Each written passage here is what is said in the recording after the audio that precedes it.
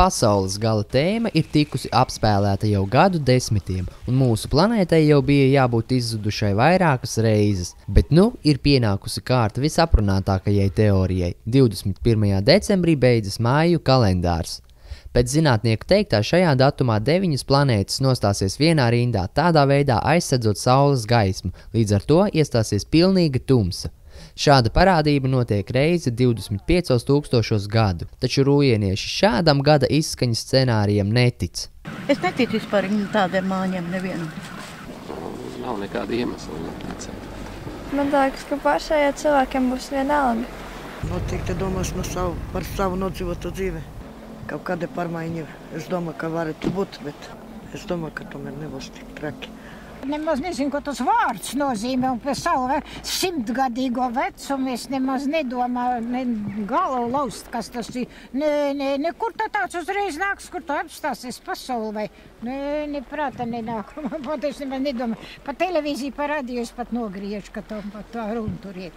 Neinteresē, tas es domāju piedošanu, ka izteiciem, ka es tā saku, ka tā tāda izgudrot muļķību, tok cilvēkiem pašķemo, ka aiz garš laiks pa daudz, vai kas tur ir, ka nezinu vairs, ko runā un ko gaidu un ko dara. Es domāju, būs tāpat kā parasti, mums dzīvosim vien tālāk. Man liekas, ka ļoti maz domā par to, ka būs pasaules gals. Tā tak nevar būt, ka viss iet bojā. Dieviņš to nepieļaus. Bībelē pasaules gals tiek skaidrots pavisam savādāk, kā Dieva dēla atnākšana un mirušo augšām celšana. Tad arī tiks radīta jauna debesis, jauna zeme, un šī vecā pasaule, viņa tiks vai nu pārvērsta, pārmainīties bojā, vienalga, kā mēs to gribam sacīt.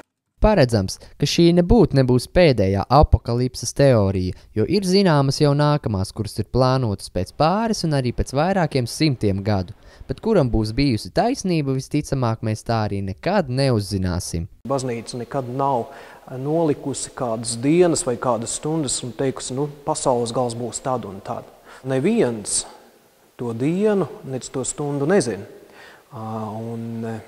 Parasti es vienmēr saku cilvēkiem, tie, kas satraukušies par kārtējo pasaules galu, es saku, ka variet būt mierīgi, ka tieši tanī laikā vai tanī dienā, kad viņš tā kā ir paredzēts, viņš noteikti nevar būt, jo Bībele saka, ka tas patiešām būs tā kā zaglis, kurš nāk naktī. Evija Lukaševica, Arturs Gruzdiņš, Rūjienas televīzija.